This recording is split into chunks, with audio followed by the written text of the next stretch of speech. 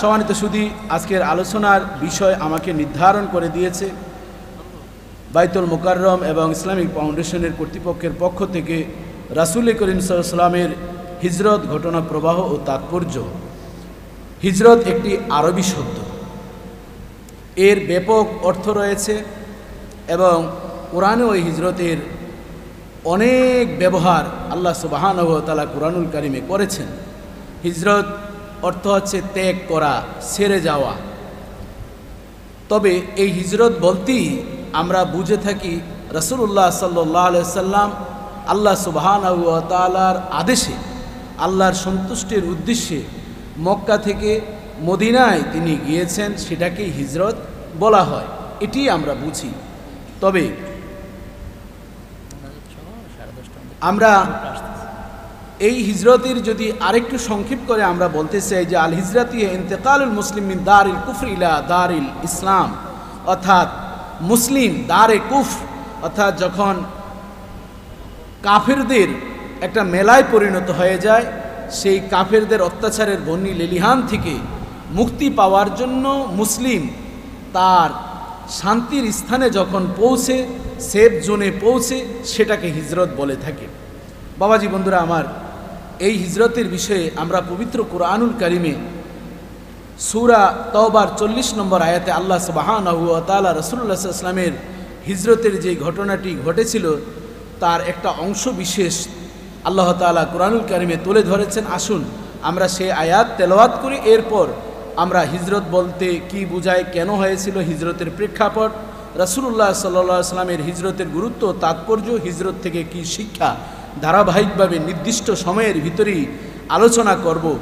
আপনাদেরকে, আমাদেরকে বলার, শোনার, মানার, নবী প্রেম নিয়ে, নবীর আদর্শ নিয়ে বাঁচার তৌফিক দান করুন, বলেন আমিন।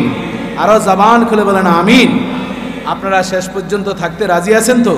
কারা কারা রাজি আছেন হাত তুলে আল্লাহকে দেখেই। নারে তাকবীর, নারে রিসালাত। পবিত্র ঈদে মিলাদুন নবী সাল্লাল্লাহু আলাইহি ওয়াসাল্লামের মাহফিল, জাতীয় মসজিদের মাহফিল, আল্লাহ তাআলা এই মাহফিলকে কবুল ও মঞ্জুর করে, বলেন আমিন।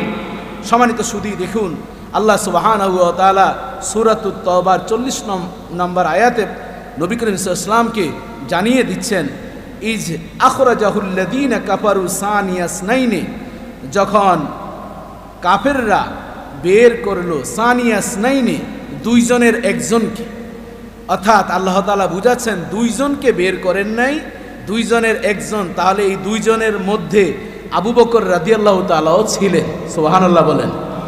তাহলে দুইজনের একজনকে বের করলেন, ইজহুমা ফিল গার, যখন তারা উভয়ই, গার বলতে মুফাসসিরিন বলেন গারে সাওর, গারে সাওরে অবস্থান করলেন। ইজ ইয়াকুলু লিসাহিবিহি লা তাহজান ইন্নাল্লাহা মা'ানা, যখন তার সাহেব, তার বন্ধুকে বললেন আপনি চিন্তা করবেন না, আমাদের সাথে আছেন আল্লাহ। কে কাকে বলছেন? রাসূলুল্লাহ সাল্লাল্লাহু আলাইহি ওয়াসাল্লাম আবু বকর রাদিয়াল্লাহু তাআলা আনহুকে বুঝিয়েছেন, এখানে লি সাহিবিহি, তার সাহেবকে বলছেন। তাহলে এই আয়াত থেকে আরেকটি আমাদের শিক্ষা হচ্ছে, আবু বকর রাদিয়াল্লাহু তাআলা আনহুকে যারা সাহাবী মানবে না তাদের ঈমান থাকবে না, কথা ঠিক কিনা বলেন? আবু বকর রাদিয়াল্লাহু তাআলা আনহুর বিষয়ে শিয়াপন্থী যারা আছে তাদের কিল ও কাল খেলাফতের বিষয়ে আছে না নাই? এখানে কোরআনের আয়াত থেকে আমাদেরকে আল্লাহ তাআলা বুঝিয়েছেন, ইজ ইয়াকুলু লিসাহিবি, যখন রাসূলুল্লাহ সাল্লাল্লাহু আলাইহি ওয়াসাল্লাম তার সাহেব, তার বন্ধু, তার সাথীকে বলছেন লা তাহজান, আপনি চিন্তা করবেন না, আমাদের সাথে আল্লাহ আছেন। জোরে জোরে বলেন সুবহানাল্লাহ। ফাআনজালাল্লাহু সাকিনাতাহু আলাইহি, যখন রাসূলুল্লাহ সাল্লাল্লাহু আলাইহি ওয়াসাল্লাম আবু বকর রাদিয়াল্লাহু তাআলা আনহুকে এই সান্ত্বনার বাণী দিলেন, আল্লাহ সুবহানাহু ওয়া তাআলা শান্তি নাজিল করলেন। এই সাকিনার ব্যাখ্যায় আল্লামা ফখরুদ্দিন রাজি রহমতুল্লাহ আলাইহি তাফসিরে কবিরে, আল্লামা আলুসি রহমতুল্লাহ আলাইহি রুহুল মানিতে এবং তাফসিরে মাজহারিতে আল্লামা কাজী সানাউল্লাহ ফানিকুতি রহমতুল্লাহ আলাইহি বলেন, সাকিনা বলতে রাসূলুল্লাহ সাল্লাল্লাহু আলাইহি ওয়াসাল্লাম আবু বকর রাদিয়াল্লাহু তাআলাকে যখন এই সান্ত্বনা দিলেন, আবু বকর রাদিয়াল্লাহু তাআলা আনহুর ঈমানের জজবা আল্লাহ তাআলা বৃদ্ধি করে দিলেন। জবান খুলে বলেন আল্লাহু আকবার। এবং ঈমানের শক্তিকে বৃদ্ধি করে দিলেন। এরপর ও আইয়াদাহু বিজুনুদিন লাম তারাওহা, আল্লাহ তাআলা এমন শক্তি দিলেন, এমন সৈন্যদের শক্তি দিলেন, ফেরেশতাদের শক্তি দিলেন, যাও লাম তারাওহা, যেই ফেরেশতাদেরকে যেই শক্তিকে দেখা যায়নি সেই শক্তি আল্লাহ তাআলা গারে সাওরে দান করেছেন। সেই শক্তি কি ছিল? সেই শক্তি রাব্বুল আলামিন নবী পাক যখন পৌঁছলেন মাকড়সার জাল দিয়ে দিলেন, সেখানে কবুতর আসলো, ডিম পারলো, এবং নবী করিম সাল্লাল্লাহু আলাইহি ওয়াসাল্লাম যাওয়ার আগ থেকে 100 বছর আগ থেকেই একটা বিষধর সাপ ওই গারে সাওয়ারকে কোনো ধ্বংসাত্মক অন্যান্য পোকা মাকড় থেকে নিরাপদ রাখার জন্য পর্যবেক্ষক হিসাবে সাপকে আল্লাহ তাআলা নিযুক্ত করে দিলেন। জবান খুলে বলেন আল্লাহু আকবার। কিন্তু দেখা যায় ওই সাপ আবু বকর রাদিয়াল্লাহু তাআলা আনহুকে ধ্বংসন করেছে, এই বিষয় সম্পর্কে আপনাদের জানা আছে। কিন্তু এই আয়াতের ব্যাখ্যা আল্লামা আলুসি রহমতুল্লাহ আলাইহি রুহুল মানিতে বলেন, সাপ আসলে ইচ্ছা করে ধ্বংসন করে নাই, সাপেরও জবান খুলেছে। নবী পাকের সামনে এসে বলছেন, ইয়া রাসূলুল্লাহ, 100 বছর পর্যন্ত আপনার নুরানি রুহানি এই সুন্দর বদন দেখার জন্য আমি অপেক্ষায় ছিলাম, না জানি আমি এই নিয়ামতকে হারিয়ে ফেলি। অসহায় হয়ে যখন দেখলাম আমার বের হওয়ার দরজা বন্ধ হয়ে গিয়েছে, আবু বকর পা রেখে দিয়েছে, আঙ্গুল রেখেছে, আমি আমার অধিকার আদায় করার জন্য নূর নবীকে দেখার জন্য ধ্বংসন করে আমি বের হয়েছিলাম। জবান খুলে বলেন আল্লাহু আকবার, আর জবান খুলে বলেন আল্লাহু আকবার। তাহলে আমার নবীকে সাপ চিনেছে, কবুতর চিনেছে, মাকড়সা চিনেছে, কিন্তু আমরা আখিরি জামানার উম্মত হয়ে, বিনা দরখাস্ত উম্মত হয়ে আমরা আজকে নবীর শানের রিসালাত পবিত্র ঈদ মিলাদুন নবী সাল্লাল্লাহু আলাইহি ওয়াসাল্লামের মাহফিলকে বিভিন্নভাবে অস্বীকার করে অপব্যাখ্যা চালাচ্ছি। কথা ঠিক কিনা বলেন? আমরা আজকে এই জাতীয় মসজিদ থেকে বলবো, ঈদ মিলাদুন নবী সাল্লাল্লাহু আলাইহি ওয়াসাল্লাম এটি আমাদের উম্মতের জন্য গৌরব। কথা ঠিক কিনা বলেন? সূরা ইউনূসে আল্লাহ তাআলা 58 নং আয়াতের ভিতরে এরশাদ করেন, কুল বি ফাদলিল্লাহি ওয়া বিরহমাতিহি ওয়া বিযালিকা ফালইফরাহু হুয়া খায়রুম মিম্মা ইয়াজমাউন। আল্লাহ তাআলা আল্লাহর ফদল কোরআন, নবী রহমত বলতে রহমাতুল লিল আলামিনকে বুঝিয়েছেন যে এই কোরআন এবং রহমত পেয়ে তোমাদের দায়িত্ব আছে ফালইফরা। ফারহুন শব্দের অর্থ খুশি, ঈদ অর্থ খুশি। তবে শরীয়তের ঈদ হচ্ছে ঈদুল ফিতর, ঈদুল আজহা, কিন্তু শাব্দিক অর্থে অসংখ্য ঈদ আছে না নাই? হাসান বসরি রাহমাহুল্লাহ বলেন, যেই রাতে আল ঈদু হুয়াল লাইল ওয়ান নাহার লা ইসমা আলাইহিমা, ঈদ বলা হয় ওই দিন ওই রাতকে যেই দিন রাতে গুনাহ হয় না, সেই দিন রাতকেও ঈদ বলা হয়। জবান খুলে বলেন আল্লাহু আকবার। ওই ঈদ বলা হয় ওই রাতকে ইয়াউমুল জুমা, ইয়াউমুল ঈদ। রাসূলুল্লাহ সাল্লাল্লাহু আলাইহি ওয়াসাল্লাম বলেছেন জুমার দিনটাকে ঈদ বলা হয়, তাহলে শাব্দিক ঈদ বলতে এটা দোষারূপের কিছু নাই। কথা ঠিক কিনা বলেন? শুধু তাই নয়, আবু কাতাদা রাদিয়াল্লাহু তাআলা আনহু থেকে হাদিস করা বর্ণিত, রাসূলুল্লাহ সাল্লাল্লাহু আলাইহি ওয়াসাল্লাম বলেন, ইয়াউমুন নাহার ওয়া ইয়াউমে আরাফা ইয়াউমে আইয়ামে তাশরিক ঈদু আহলুল ইসলাম। জোরে জোরে বলেন আল্লাহু আকবার। বাবা জীবনরা আমার জামানার পয়গম্বর বলেন, 9 জিলহজের আরাফার দিন জি রয়েছে ইয়াউমে আরাফা ইয়াউমুল হজ। জামানার পয়গম্বর বলেন ইয়াউমে আরাফার দিনটাই হচ্ছে হজ্জের দিন, সেটাও মুসলিম উম্মার জন্য ঈদের দিন। জোরে জোরে বলেন সুবহানাল্লাহ। শুধু তাই নয়, ইয়াউমুন নাহার 10ই জিলহজকে রাসূলুল্লাহ সাল্লাল্লাহু আলাইহি সাল্লাম ঈদের দিন বলেছেন। শুধু তাই নয়, 10ই জিলহজের পরের বাকি যেই 3 দিন রয়েছে সেটাকেও ঈদের দিন রাসূলুল্লাহ সাল্লাল্লাহু আলাইহি ওয়াসাল্লাম বলেছেন। এজন্য শাব্দিক অর্থে 1 নয় 2 নয়, অসংখ্য ঈদ রয়েছে। তবে মুমিন হিসাবে রাসূলুল্লাহ সাল্লাল্লাহু আলাইহি সাল্লাম বলেন, ইদখালুল সুরুর আলা কলবিল মুসলিম আহাব্বুল আমাল ইলাল্লাহ তাবারাকা ওয়া তাআলা। যতগুলো উত্তম আমল রয়েছে তার মধ্যে অন্যতম একটা আমল হচ্ছে কোন মুসলিমের অন্তরের ভিতরে আনন্দ প্রবেশ করে দেওয়া। আমার রহমাতুল লিল আলামিন দুনিয়ার জমিনে আগমন করেছেন, এর চেয়ে আর আনন্দ আমাদের জন্য হতে পারে কিনা বলেন? আল্লাহ তাআলা বলেন, লাকাদ বান্নাল্লাহু আলাল মুমিনিনা ইদ বা'আসা ফীহিম রাসূলা। আল্লাহ তাআলা বলেন, তোমাদের জন্য নিয়ামতের নবী প্রেরণ করেছি, মুমিনদের জন্য নিয়ামতের নবী তাদের মধ্য থেকেই প্রেরণ করেছি। রাসূল হিসাবে তিনি আগমন করেছেন, তিনি তেলাওয়াত করে জাতিকে শোনাবেন এবং তাদেরকে হিকমা শিক্ষা দিবেন, সুন্নাহ শিক্ষা দিবেন। শুধু তাই নয়, তাদেরকে আত্মশুদ্ধি অর্জনের জ্ঞান দান করবেন। তাহলে যিনি তেলাওয়াত শোনাবেন, যার তেলাওয়াতের মাধ্যমে অসংখ্য কাফির কালেমা পড়ে মুসলমান হয়েছে। জোরে জোরে বলেন আল্লাহু আকবার। তন্মধ্যে জুবাইর ইবনে মুতঈম নামক একজন ব্যক্তি, যিনি কাফির ছিলেন, এর পূর্বে তিনি ইয়াহুদের ধর্মের অন্তর্ভুক্ত ছিলেন। ওই জুবায়ের ইবনে মুতঈম তিনি বলেন, মুহাম্মদুর রাসূলুল্লাহ সাল্লাল্লাহু আলাইহি ওয়াসাল্লাম মসজিদে নববীতে যখন তিনি নামাজ পড়াতেন, আমি ইসলাম ধর্ম গ্রহণ করি নাই, খেজুরের পাতার মসজিদটা ছিল, মেহরাবের পেছনে আমি দাঁড়িয়ে দাঁড়িয়ে কোরআন তেলাওয়াত শুনেছি। ইয়াতলু আলাইহিম আয়াতি, তার তেলাওয়াতটা এত সুন্দর ছিল, নবী তেলাওয়াত করতেন, আমার অন্তরের ভিতরে ওই তেলাওয়াত এমন প্রভাবান্বিত করেছে, কাদা কলবি ইউতিরুল ইসলাম, আমার অন্তরের ভিতরে কুফুরি পাখিটা বের হয়ে ইসলামের পাখিটা আমার অন্তরে বসে গেছে। জুবায়ের ইবনে মুতঈম বাড়িতে চলে গেলেন। স্ত্রী বললেন, ও স্বামী ঘুম যাচ্ছেন না কেন, আনমো না, বারবার প্রশ্ন করছেন। জুবায়ের ইবনে মুতঈম বলছেন, না আমি স্বাভাবিক আছি, কিন্তু ঘুম তার চোখে আসে না। ওই যে নবী পাকের তেলাওয়াত তিনি শুনেছেন, ওই তেলাওয়াতের মাধ্যমে তার অন্তরের ভিতরে এমন দাগ কেটেছে। ওই জুবায়ের ইবনে মুতঈমের কাছে নবীর তেলাওয়াতের চেয়ে ওই মুহূর্তে অন্য কোনো জিনিস তখন তার কাছে প্রিয় ছিল না। জোরে জোরে বলেন আল্লাহু আকবার। কখন দিন শেষ হয়ে যাবে, কখন রাত আসবে আর পয়গম্বর তেলাওয়াত করবেন, উট পেকে তিনি তাকিয়ে থাকতেন। চাতক পাখি যেমন আকাশে অপেক্ষা করে কখন বৃষ্টি আসবে, পানি পান করবে। জুবায়ের ইবনে মুতঈম বলেন, ইসলাম ধর্ম গ্রহণ করার পূর্বে আমি মুহাম্মদুর রাসূলুল্লাহর তেলাওয়াত শোনার জন্য এইভাবে উট পেতে থাকতাম। হতে হতে হতে হতে একদিন আমার কাছে মনে হলো ইসলামের পাখিটা আমার কলবে বসে গিয়েছে। আমি মুহাম্মদুর রাসূলুল্লাহর কাছে এসে বললাম, ইয়া রাসূলুল্লাহ, ইয়া হাবিবাল্লাহ, আপনি এমন কি তেলাওয়াত করেন যা শুনলে হৃদয়ের ভিতরে মজা লেগে যায়, শান্তি লেগে যায়, আপনি সেই তেলাওয়াত আমাকে পড়িয়ে দেন। রাসূলুল্লাহ সাল্লাল্লাহু আলাইহি ওয়াসাল্লাম বলেন, ও আল্লাহর বান্দা, লা ইয়ামাসসুহু ইল্লাল মুতাহহারুন, এই তেলাওয়াত, এই ধর্মগ্রন্থ পবিত্রতা অর্জন ছাড়া কোনোদিন স্পর্শ করা যায় না। ওই আল্লাহর বান্দা উজু করলেন, গোসল করলেন, উজু করলেন, পবিত্র হয়ে নবী পাকের হাতে হাত দিয়ে তিনি পড়ে নিলেন, লা ইলাহা ইল্লাল্লাহ মুহাম্মাদুর রাসূলুল্লাহ। জোরে জোরে বলেন সাল্লাল্লাহু আলাইহি ওয়াসাল্লাম। যেই নবীর কণ্ঠে তেলাওয়াত শুনে হাজার হাজার কাফের কালেমা পড়ে মুসলমান হয়েছেন, সেই নবীর আগমনে আমরা খুশি না বেজার? কারা কারা খুশি? দুহাত তুলে আল্লাহকে দেখাই, নারে তাকবীর, নারে রিসালাত।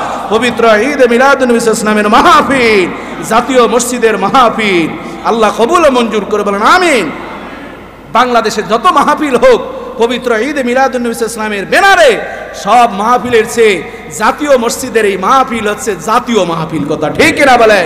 আপনারা জেনে খুশি হবেন, এই বাংলার জমিনেই শুধু ঈদ মিলাদুন নবী সাল্লাল্লাহু আলাইহি ওয়াসাল্লামের মাহফিল হয়নি, এই পৃথিবীর 232টি দেশের মধ্য থেকে 134টি দেশে 2024 সালে পবিত্র ঈদ মিলাদুন নবী সাল্লাল্লাহু আলাইহি ওয়াসাল্লামের মাহফিল উদযাপিত হয়েছে। জবান খুলে বলেন আল্লাহু আকবার, আর জবান খুলে বলেন আল্লাহু আকবার। এই জন্য আমরা এই জাতীয় মঞ্চকে কোনোদিন বিভেদ করব না। কথা ঠিক কিনা বলেন? আমরা এই জাতীয় মঞ্চ থেকে কথা বলবো সবার মন নিয়ে এবং সেই বিবেক নিয়ে, সেই মতবাদকে আমরা সাম্যতার সাথে নবী যেমনিভাবে হিকমত করে কথা বলেছেন সেইভাবে আমাদের এখন ঝগড়া বিবাদের সময় নেই। কথা ঠিক কিনা বলেন? ঈদ মিলাদুন নবী, সিরাতুন নবী নিয়ে ঝগড়া করলে আমাদের যেই ভ্রাতৃত্ব বন্ধন সেটার ফাটল ধরবে। কথা ঠিক কিনা বলেন? এখন ইসলামের পতাকা উড্ডীয়ন হওয়ার পথ করে উড়ার সময় এসেছে, ওই মুহূর্তে আমরা এই পতাকাকে নস্যাৎ করতে চাই না। কথা ঠিক কিনা বলেন? এই জন্য বাবাজি বন্ধুরা আমার, ইন্নামাল মুমিনুনা ইখওয়া, মুসলমানরা কালেমার ভিত্তিতে ইস্যু ভিত্তিক ঐক্য হবে। কথা ঠিক কিনা বলেন? এই জন্য আজকে আমি আপনাদের সামনে যে বিষয় দেওয়া হয়েছে, নবী পাকের হিজরত থেকে আমাদের কি শিক্ষা, সে বিষয় সম্পর্কে কথা বলবো। আল্লাহ তাআলা ধৈর্য ধরে আমাদেরকে শোনার তৌফিক দান করে বলেন আমিন। বাবাজি বন্ধুরা আমার, হিজরতের উল্লেখযোগ্য কারণ ছিল 3টা। কয়টা? 1 নম্বর কারণ ছিল আল্লাহর নির্দেশে রাসূলুল্লাহ সাল্লাল্লাহু আলাইহি ওয়াসাল্লাম হিজরত করেছেন। হিজরত এর হুকুম হচ্ছে, যখন হিজরত করা হয়, ওই হিজরতে যেই দেশ থেকে নিজের মাতৃভূমি থেকে করা হয়েছে, আবার যখন ওই দেশে ফিরে আসে তখন সে মুসাফির হিসাবে নামাজ পড়বে। জোরে জোরে বলেন আল্লাহু আকবার। তার মানে বোঝা যায় নিজের ছেলে সন্তান পরিবার জায়গা জমিন সব ত্যাগ করে কাকে খুশি করার জন্য হিজরত করবে? আল্লাহকে খুশি করার জন্য হিজরত করবেন। এর জন্য রাসূলুল্লাহ সাল্লাল্লাহু আলাইহি সাল্লাম বলেন, আমি নিজের ইচ্ছা মতো মক্কা থেকে মদিনায় হিজরত করি না। বুখারী শরীফের 3906 নম্বর হাদিসে এসেছে, জামানার পয়গম্বর বলেন, উমিরতু বা বিদারিল হিজরা ইলা দারি জাতি নখলিন, আমি আদেশ হয়েছি আমার মক্কা থেকে খেজুরওয়ালা দেশে হিজরত করার জন্য। তবে সবচেয়ে মজার বিষয় হচ্ছে, আমি যখন নবুতির 10ম বৎসরে রব্বুল আলামিনের দিদার অর্জন করার জন্য আরশে আজিমে দাওয়াত পেলাম, পৃথিবীর কোনো নবী রাসূলরা দাওয়াত পান নাই, একমাত্র কেবলমাত্র আখিরি জামানার আমার প্রাণের নবী আপনার নবী মুহাম্মদুর রাসূলুল্লাহ সাল্লাল্লাহু আলাইহি সাল্লাম দাওয়াত পেলেন। তিনি যখন যাচ্ছিলেন তিনি কয়েক জায়গায় ট্রানজিট করেছিলেন। জিব্রাইল বললেন এখানে ট্রানজিট করতে হবে। জিজ্ঞাসা করল কেন? বলেন এটা হাজা ইয়াসরিব, এটি হচ্ছে ইয়াসরিব, যেখানে আপনি আসবেন হিজরত করবেন আপনার সমাধি হবে। জামানার পয়গম্বর বলেন আমি নবুয়তির 10ম বৎসরে মেরাজের রজনীতে যেই জায়গাটা দেখেছিলাম, হিজরত করার পর এসে মদিনাকে সেভাবেই আমি দেখতে পেয়েছি। তাহলে আল্লাহর পক্ষ থেকে আদেশের কারণে রাসূলুল্লাহ সাল্লাল্লাহু আলাইহি ওয়াসাল্লাম হিজরত করেছেন। দেখুন রাসূলুল্লাহ সাল্লাল্লাহু আলাইহি সাল্লাম মক্কার জীবনে অনেক নির্যাতিত হয়েছেন। হিজরতের দ্বিতীয় কারণ হচ্ছে নির্যাতনের কারণে। আব্দুল্লাহ ইবনে মাসউদ রাদিয়াল্লাহু তাআলা আনহু বর্ণনা করেন, যেটি মুসনাদে আহমদের হাদিসে এসেছে 36,015 নম্বর হাদিসে এসেছে। আব্দুল্লাহ ইবনে মাসউদ রাদিয়াল্লাহু তাআলা বলেন ইন্না আউওয়ালা মান আযহারা ইসলাম সাবআতু রাসূলুল্লাহ সাল্লাল্লাহু আলাইহি ওয়াসাল্লাম ওয়া আবু বকর ওয়া আম্মার ওয়া উম্মে আম্মার ওয়া সুহাইব ওয়া বেলাল ওয়া মিকদাদ। আব্দুল্লাহ ইবনে মাসউদ রাদিয়াল্লাহু তাআলা আনহু বলেন সর্বপ্রথম 7 জন ইসলাম ধর্ম গ্রহণ করেছেন, তার মধ্যে আবু বকর, আম্মার, উম্মে আম্মার, সুহাইব, বেলাল এবং মিকদাদ। তারা যখন কালেমা গ্রহণ করলেন, আমার রাসূলকে প্রোটেক্ট দিয়েছেন তার চাচাফা মানা আল্লাহু বি আম্মিহি, তাকে যখন নির্যাতন করত তার চাচা আবু তালেব দাঁড়িয়ে যেতেন, ওয়া আম্মা আবু বকর ফা মানা আল্লাহু বি কওমি। আর যখন আবু বকরকে কেউ কালেমা পড়ার কারণে নির্যাতন করতে আসতো, তখন আবু বকরের জাতি কওমরা এসে তার পক্ষ অবলম্বন করত। কিন্তু দেখা যায় বেলাল এবং উম্মে আম্মার, সুহাইব, তারা যখন ইসলাম ধর্ম গ্রহণ করলো, তাদেরকে কি করা হলো? ফা আখাদাহুমুল মুশরিকুনা ফা আলবাসুহুম আদরা, তাদেরকে লোহার বর্ম পরিয়ে দেওয়া হলো এবং লোহার পোশাক দিয়ে তাদেরকে নির্যাতন করা হতো। সুহুরুহুম ফিশ শামসি, শুধু তাই নয়, সূর্যের প্রখর আলোর ভিতরে রেখে দেওয়া হতো। উত্তপ্ত পাথরগুলো বুকের উপরে চাপা দেওয়া হতো। বেলাল শুধুমাত্র আহাদ আহাদ আহাদ বলার সুযোগ ছিল, লা ইলাহা ইল্লাল্লাহ মুহাম্মাদুর রাসূলুল্লাহ বলার মতন শক্তি বেলালের ছিল না। বেলাল যখন আহাদ আহাদ বলতেছিলেন, হাদিসে এসেছে বেলাল রাদিয়াল্লাহু তাআলা আনহু বলেন তখন আমার মনিব জিহ্বাটা টান দিয়ে জমিনের ভিতরে পেরাক মেরে দিল। বলেন নাউযুবিল্লাহ। একটি কারণ ছিল, মা নাকামু মিনহুম ইল্লা আই ইউমিনু বিল্লাহিল আজিজিল হামিদ।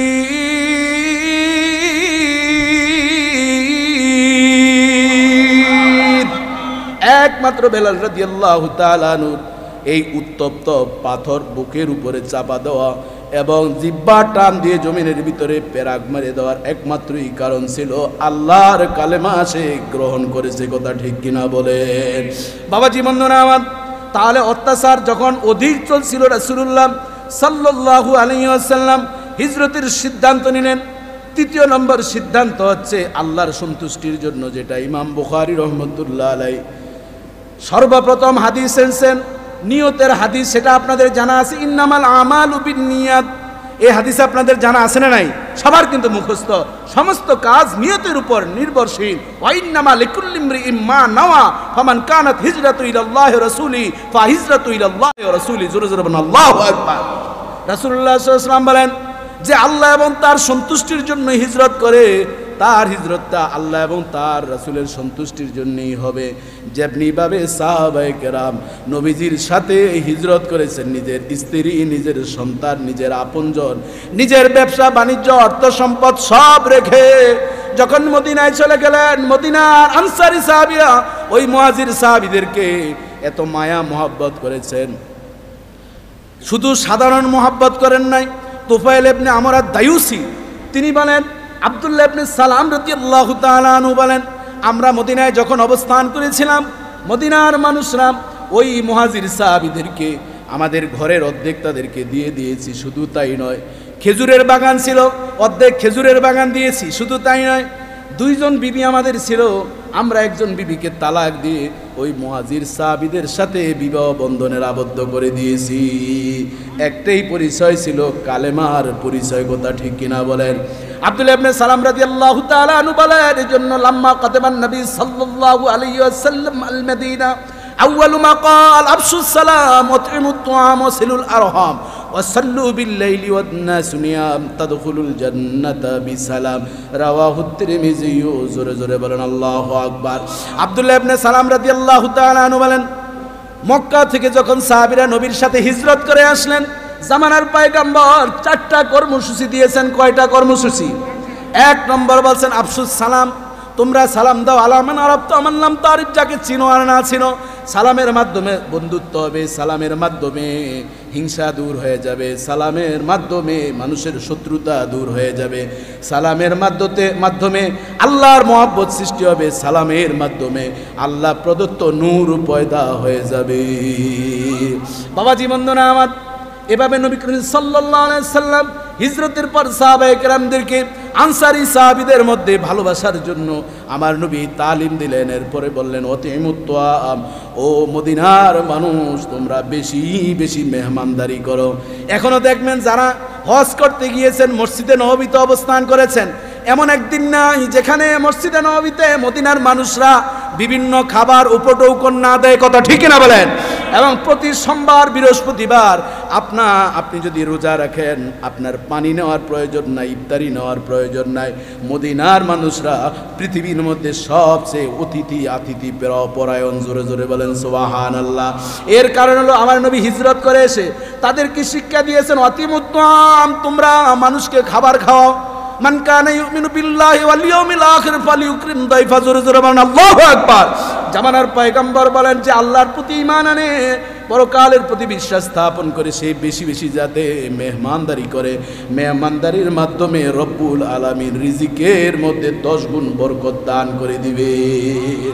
বাবাজি বন্ধুরা আমার, ওই মুহাজির অবস্থায় রাসূলুল্লাহ সাল্লাল্লাহু আলাইহি সাল্লাম মক্কা থেকে যারা হিজরত করে এসেছেন, মদিনার সাহাবীদেরকে তালিম দিলেন খাবারের জন্য।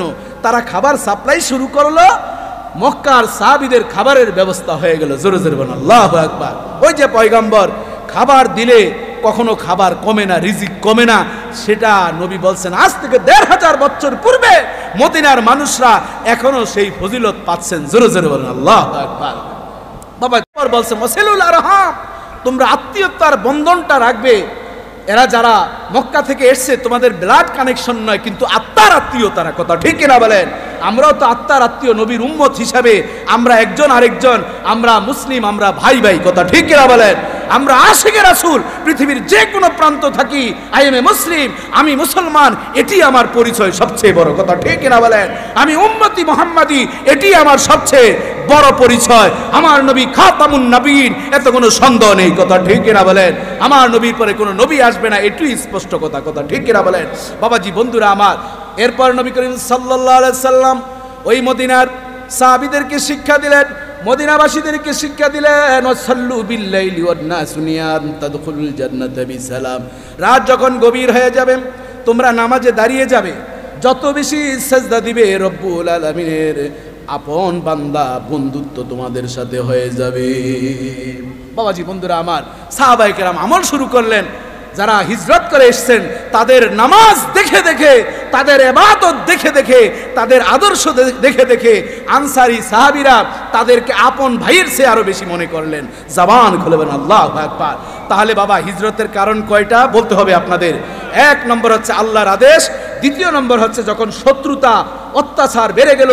আব্দুল্লাহ ইবনে আব্বাস রাদিয়াল্লাহু তাআলা আনহু বলেন, রাআইতু বিআইনাইয়া, আমি আমার 2 চোখ দিয়ে দেখেছি নবী পাকের হিজরতের পূর্বে আমার পয়গম্বরকে এমন ভাবে অত্যাচার করেছে। হাতিমে কাবায় বাইতুল্লাহর সামনে জামানার পয়গম্বর যখন সেজদা অবস্থায় ছিল, পচা উটের নাড়ি বুড়ি আমার নবী পাকের দেহ মুবারকের উপরে দিয়েছে। আমি বয়সে ছিলাম ছোট্ট, আমি পারিনি একা টেনে হেসড়ে বের করতে। যায়েদ ইবনে হারেসা আমার সাথে ছিল, আমরা যতটুকু সম্ভব নবীকে সেভ করার জন্য চেষ্টা করেছি, কিন্তু মনে হয় যেন তারা আমার নবীকে হত্যা করার ষড়যন্ত্র করেছে। কিন্তু আল্লাহ বলেন ওয়া মাকারু ওয়া মাকারাল্লাহ আল্লাহু খায়রুল মাকিরিন, তোমরা যতই হত্যার ষড়যন্ত্র করবে, আমি আমার পয়গম্বরকে হিজরতের মাধ্যমে মক্কায় নয়, সারা মদিনায় নয়, সারা পৃথিবীতে নবীর হিজরতের মাধ্যমে কালেমার পতাকাকে উড্ডীয়ন করে ইসলামের প্রচার প্রসার ঘটিয়ে দিব। জবান খুলবেন আল্লাহু আকবার, আর জবান খুলবেন আল্লাহু আকবার। হিজরতের তৃতীয় কারণ ছিল আল্লাহর সন্তুষ্টি। যে হিজরত করবে আল্লাহ এবং তার রাসূলকে পাওয়ার জন্য তার হিজরত তাই হবে। দুনিয়া পাওয়ার জন্য যদি কেউ হিজরত করে তাই হয়। কোনো নারীকে পাওয়ার জন্য এক দেশ থেকে আরেক দেশে যদি দেয় তাহলে সেই নারীকে পাবে, কিন্তু আল্লাহ এবং তার রাসূলের সন্তুষ্টি পাবে না। কথা ঠিক কিনা বলেন? বাবাজি বন্ধুরা আমার, ইসলামের সর্বপ্রথম হিজরত হয়েছিল আবিসিনিয়ায়। কোন জায়গায়? উসমান ইবনে আফফান রাদিয়াল্লাহু তাআলা আনহুর নেতৃত্বে 11 জন পুরুষ 5 জন নারী সর্বপ্রথম আবিসিনিয়ায় হিজরত করেছেন। দ্বিতীয় হিজরত হয়েছিল 7ম বছর নবুয়তির। জাফর ইবনে আবি তালিব রাসূলুল্লাহ সাল্লাল্লাহু আলাইহি ওয়াসাল্লামের চাচাতো ভাইয়ের মাধ্যমে 86 জন পুরুষ আর নারী ছিল 17 জন, সর্বমোট 103 জন হিজরত করেছিলেন। মদিনায় আমার নবী হিজরত করবেন। রাসূলুল্লাহ সাল্লাল্লাহু আলাইহি ওয়াসাল্লাম হিজরত করার আগে প্রথম আকাবা, দ্বিতীয় আকাবা, তৃতীয় আকাবার শপথ হয়েছে কি হয় নাই? ইতিহাস স্বাক্ষর বহন করে প্রথম আকাবাতে নবুয়তির 11তম বছরে 6 জন মদিনা থেকে লোক এসে নবীকে দাওয়াত দিলেন, অর্থাৎ নবীর প্রতি ভালোবাসা জাগ্রত করে দিয়েছেন কে? গভীর মনোযোগ সহকারে শুনবেন। আমি 10:30টার ভিতরে আলোচনা শেষ করবো, আর আধা ঘন্টা আলোচনা করব। কিছু আলোচনা আপনাদের জন্য বিশেষ কিছু হিজরতের কথা আছে, হয়তোবা এর আগে শুনতেও পারেন, নাও শুনতে পারেন। নবীর হিজরত থেকে আমাদেরও এমন একটা ইমানি জজবা সৃষ্টি হবে, যদি এই বাংলার জমিনে ইসলাম পালন করতে আমার কষ্ট হয়, দিন বাঁচাতে যদি কষ্ট হয়, প্রয়োজনে হিজরত করে নবীর দেশে আমরা যাব। কথা ঠিক না বলেন? একটি বিষয় আজকে জাতীয় মসজিদ থেকে আমরা বলতে চাই, এই বাংলার জমিন শাহজালাল, শাহপরান, শাহ মাকদুম, গরিবুল্লাহ, নেওয়াজুল্লাহ, শাহ নেসার, শাহ মুজাফর, সালেহ, শাহ মুহিব, শোয়েব, ফুরফুরা, সারসিনার অসংখ্য আল্লাহর ওলিরা গভীর রাতে চোখের পানি ঝরিয়ে ঝরিয়ে ইসলামের জন্য উর্বর করেছে। এই জমিন আমরা কোন নাস্তিক মুরতাদদের হাতে তুলে দিতে চাই না। কথা ঠিক কিনা বলেন? আজকে দেখুন জাতিসংঘ নারী অধিকার কমিশন তৈরি করছে। কথা ঠিক কিনা বলেন? মানবাধিকার অফিস বাংলাদেশে এনে সমকামিতাকে প্রমোট করছে। কথা ঠিক কিনা বলেন? পরিতাপের সাথে আরেকটি বিষয় দুঃখের সাথে বলতে হয়, 92 থেকে 95 ভাগ মুসলমানের দেশে প্রাইমারি স্কুলে ইসলামী শিক্ষক বাদ দিয়ে গানের টিচার শিক্ষক নিয়োগ দেওয়ার পায়তারা চলছে। কথা ঠিক কিনা বলেন?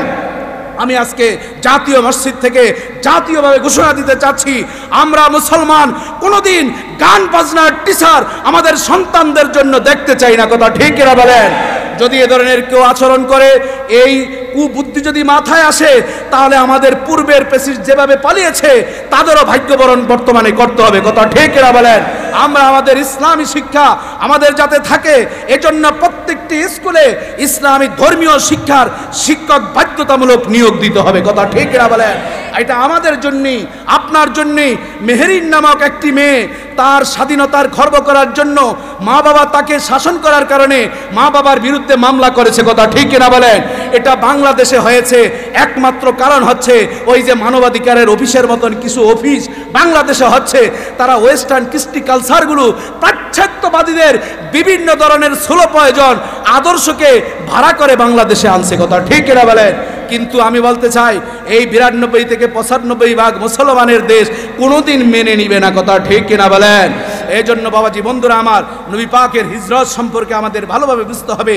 মদিনার 6 জন ব্যক্তি এসে নবীর কাছে শপথ করলেন, ও নবী, আমরা আপনার কাছে শপথ করছি, আমরা পেছনে যা করেছি আল্লাহ যাতে আমাদেরকে ক্ষমা করে দেন, আমাদেরকে যাতে এমন কালেমা আপনি পড়ে দেন যা আমাদের পেছনের সব মাফ হয়ে যায়।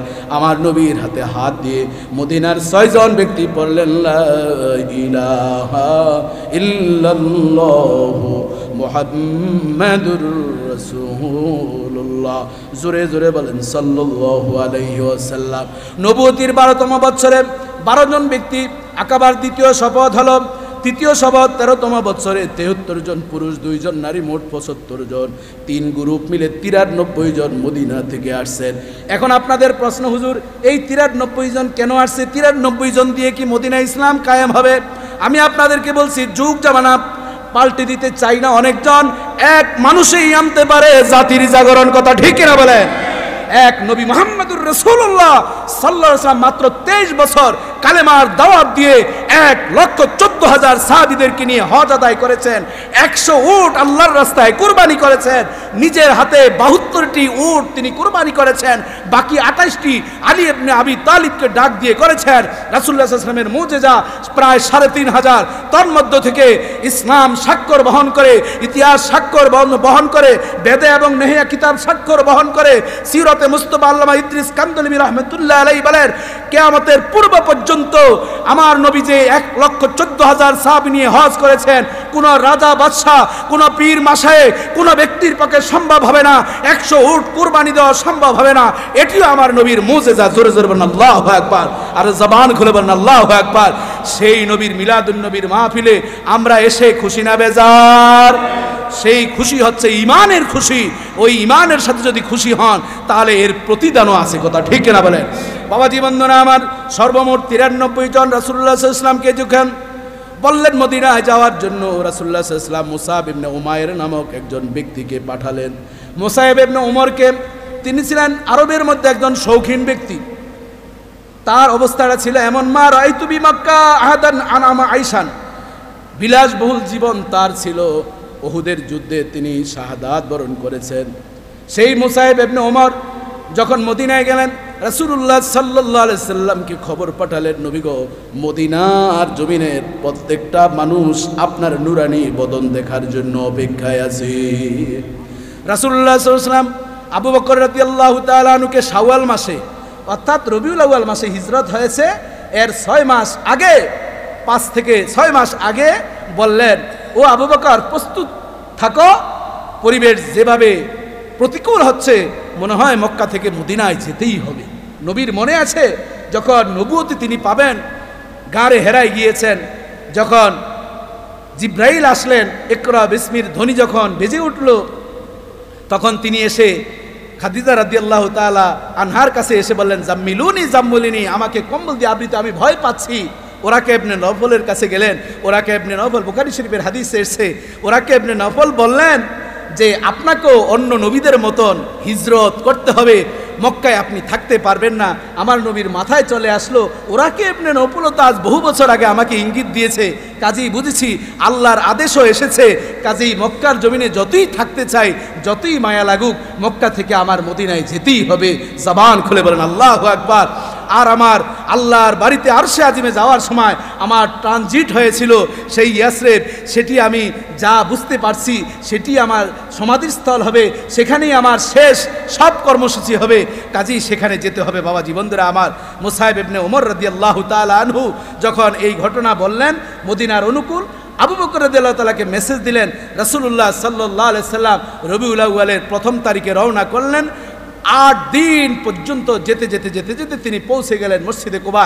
সংক্ষেপে আমি বাবাজি বন্ধুরা আমার বলছি, যেদিন রাসূলুল্লাহ সাল্লাল্লাহু আলাইহি ওয়াসাল্লাম হিজরত করার জন্য বের হবেন, রাতে বের হবেন, দিনের বেলায় তিনি চলে আসলেন আবু বকর রাদিয়াল্লাহু তাআলা আনহুর বাড়িতে।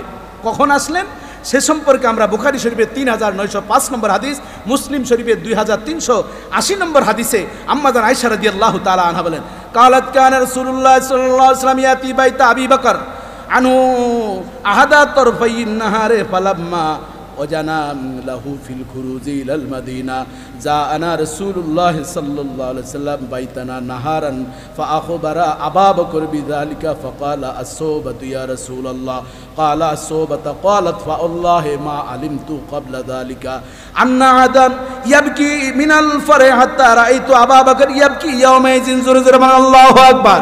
আম্মা জান আয়েশা সিদ্দিকা রাদিয়াল্লাহু তাআলা আনহা বলেন, রাসূলুল্লাহ সাল্লাল্লাহু আলাইহি সাল্লাম যে রাতে হিজরত করবেন সেই দিনে তিনি আমাদের বাড়িতে চলে আসছেন, অর্থাৎ আবু বকরের বাড়িতে আসছেন। এবার আপনাদের প্রশ্ন, আবু বকর বাড়িতে কেন? আম্মা জান আয়েশা, তখন কি আম্মা জান আয়েশার সাথে বিবাহ হয়েছে কি হয় নাই এ সম্পর্কে আমরা কিতাবে দেখতে পাই। আম্মা জান আয়েশার সাথে তখন বিবাহ হয়েছে, বয়স ছিল মাত্র 6 বছর। কয় বছর? 6 বছর। এজন্য তিনি বলছেন আবু বকরের বাড়িতে রাসূল আসছেন, বিবাহ হয়েছে কিন্তু এখনো সংসার কি করেন নাই, বাবার বাড়িতেই তিনি আছেন। কিন্তু এর আগে আমি রাসূলকে দেখেছি তিনি সকাল আর সন্ধ্যায় আসতেন, দুপুরে আসতে কখনো কি আমি দেখি নাই। রাসূলুল্লাহ সাল্লাল্লাহু আলাইহি ওয়াসাল্লাম যখন আবু বকরের কাছে আসলেন, এসে যখন কথা বললেন, আবু বকর বললেন, যে ফকালা সাহাবাতা, ও নবী আমাকে কি আপনি হিজরতের সঙ্গী বানাবেন? প্রশ্ন করলেন। রাসূলুল্লাহ সাল্লাল্লাহু আলাইহি ওয়াসাল্লাম বলেন, হ্যাঁ আপনাকে একমাত্র কেবলমাত্র আমার হিজরতের সঙ্গী বানাবো। জোরে জোরে বলেন সুবহানাল্লাহ। আম্মা জান আয়েশা বলেন, মা আলিমতু কাবলা যালিকা আন্না হাদান ইয়াবকি মিনাল ফরে হাত্তা রাআইতু আবু বকর ইয়াবকি ইয়াওমাইজিন। আমি আবু বকর রাদিয়াল্লাহু তাআলা আনহুকে কোনোদিন খুশির কারণে এত কান্না করতে দেখি নাই যেদিন মুহাম্মাদুর রাসূলুল্লাহ সাল্লাল্লাহু আলাইহি ওয়াসাল্লাম বলছেন আপনি আমার হিজরতের সঙ্গী হবেন, তিনি খুশি হয়ে এত কান্না করেছেন। আমি আর কোনোদিন আমার বাবাকে এত কান্না করতে দেখি নাই। হিজরতের সঙ্গী হয়ে কষ্ট করবেন তারপরেও খুশি, তাহলে বোঝা যায় হিজরতটা এটা আমার নবীর ব্যক্তিগত কোনো বিষয় না, এটা সরাসরি আল্লাহর পক্ষ থেকে আদিষ্ট কথা। ঠিক কিনা বলেন? এবং উমরও বলছেন, ও আবু বকর আপনি গারে সাওয়ারে যে নবীর সাথে হিজরত করে 3 দিন ছিলেন, ওই 3 দিনের নেক আমলটা আপনি আমাকে দিয়ে দেন। কারণ ইজিয়াকুলু লিসাহিবিহি, যখন সাহেব বলছেন আবু বকর রাদিয়াল্লাহু তাআলাকে স্বয়ং রাসূলুল্লাহ সাল্লাল্লাহু আলাইহি ওয়াসাল্লাম যে এই সাহেব ইজ হুমা ফিল গারে, যখন তারা উভয়ই ছিলেন গারে, লা তাহজান ইন্নাল্লাহা মা'ানা, আমাদের সাথে আল্লাহ আছে। প্রত্যেকটার ভিতরে আবু বকর নবীর সাথে সঙ্গী হিসাবে আছেন। কথা ঠিক কিনা বলেন? এবং রাসূলুল্লাহ সাল্লাল্লাহু আলাইহি সাল্লামকে আবু বকর রাদিয়াল্লাহু তাআলা আনহুকে যখন হিজরতের সঙ্গীর বিষয়টা কনফার্ম করলেন, রাসূলুল্লাহ সাল্লাল্লাহু আলাইহি ওয়াসাল্লাম এবার চলে গেলেন নিজের সেই হুজরায়, নিজে যেখানে থাকেন সেখানে গেলাম। এদিকে দারুন নদওয়ার বৈঠক চলছে, সেটা হলো মিনি সংসদ। আমাদের দেশে এই ধরনের সংসদ আছে না নাই? গুম হত্যা করার সংসদ আছে না নাই? কাকে কিভাবে কোন জায়গায় হত্যা করবে সেই পরিকল্পনা যুগে যুগে ছিল, এখনো আছে। কথা ঠিক কিনা বলেন? আমরা সেই বাংলাদেশ দেখতে চাই না, ওই আয়না গড়ার ঘুমের দেশ। কথা ঠিক কিনা বলেন? বাবাজি বন্ধুরা আমার, আবু জাহেল সেই দারুন নদওয়ার বৈঠকের প্রধান ছিল। সেই অধিবেশন শুরু করলো, মুহাম্মদকে যেভাবেই হোক শায়েস্তা করতে হবে। প্রস্তাব 3টা চলে আসলো। সেই প্রস্তাবের কুরাইশের বনু আসাদ গোত্রের আবু আলা আল বখতারি তিনি বললেন মুহাম্মদকে কারাবন্দি করে রাখো। এরপরে আবু আসওয়াদ কুরাইশদের আরেকজন নেতা বললেন না, কারাবন্দি নয়, তাকে দেশ থেকে তাড়িয়ে দাও। এর ভিতরে আবু জাহেল বলল না, মুহাম্মদকে হত্যা করে দাও। কিন্তু দেখা যায় নজ বংশ থেকে, নজ গোত্রের একটা বৃদ্ধ লোক আসলো, ইবলিস শয়তান যাকে বলা হয়। নজদের বয়োবৃদ্ধ দাড়ি পাকা দেখলে মানুষকে মনে হয় খুব আল্লাহর ওলি। কথা ঠিক কিনা বলেন? রবীন্দ্রনাথ ঠাকুরের তো বিশাল দাড়ি ছিল। কথা ঠিক কিনা বলেন? এজন্য সব দাড়ি দিয়ে কিন্তু মুসলিম ভাবা যাবে না। ইহুদিদের বিশাল বিশাল দাড়ি, ওই দাড়ি দিয়ে আপনাকে আমাকে বাঁধাও যাবে। কথা ঠিক কিনা বলেন? এরকম অনেক ঠাকুরদেরও দাড়ি আছে। কথা ঠিক কিনা বলেন? ওই নজ বংশের বয়োবৃদ্ধ ব্যক্তি আসলো, এসে বলতেছে তোমরা কি সিদ্ধান্ত নিলাম, কি বিষয় নিয়ে তোমরা মিটিং করছো? বলতেছে তুমি কোথায় থেকে আসছো? বলতেছে আমি নজ গোত্র থেকে আসছি। বলল কেন আসছো? যে তোমরা যে সিদ্ধান্ত নিয়েছ এই সিদ্ধান্তের মধ্যে ভুল আছে। মুহাম্মদকে যদি তোমরা কারাবন্দি করো, যেখানে কারাবন্দি করবা কারারক্ষীরও তার ভক্ত হয়ে যাবে। কারারক্ষীরও কি ভক্ত হবে? দেশ থেকে তাড়িয়ে দিবে। যেখানে যাবে সে, তার কথার ভিতরে এমন জাদু আছে, সে যে কোনোভাবে বায়েস্ট করে ফেলবে। আবু জাহেল যখন বলল না হত্যা করো, তখন বলল হ্যাঁ আপনি খুব সূক্ষ্ম বুদ্ধির অধিকারী। কারণ সে যুগে তার নাম ছিল আবুল হাকাম, জ্ঞানীদের বাবা। তার ভিতরে কোরআন ইসলামের জ্ঞান না থাকার কারণে আল্লাহ তার নাম দিয়েছেন, পয়গাম্বর নাম দিয়েছেন আবু জাহাল, মূর্খদের বাবা। যার ভিতরে ইসলামের জ্ঞান নেই, যার ভিতরে কোরআন নেই, যার ভিতরে নবী প্রেম নেই, সে কোনোদিন জ্ঞানীদের বাবা হতে পারে না। কথা ঠিক না বলেন? বাবাজি বন্ধুরা আমার, সেই নজ বংশ সম্পর্কে রাসূলুল্লাহ সাল্লাল্লাহু আলাইহি ওয়াসাল্লাম কি বলেছেন দেখুন। আল্লাহ রাসূল বলেছেন, সাবধান করেছেন। আব্দুল্লাহ ইবনে ওমর রাদিয়াল্লাহু তাআলা বলেন, নজবাসী সম্পর্কে রাসূলুল্লাহ সাল্লাল্লাহু আলাইহি ওয়াসাল্লাম অভিশাপ করেছেন, হুনালিকা জালাজিলু আল ফিতানু বিয়া ইয়াতলাউল করনা শাইতান। জোরে জোরে বলেন আল্লাহু আকবার। আব্দুল্লাহ ইবনে ওমর রাদিয়াল্লাহু তাআলা আনহু বলেন, নজদের ওই বৃদ্ধ ব্যক্তির ভেষে ইবলিস এসেছে।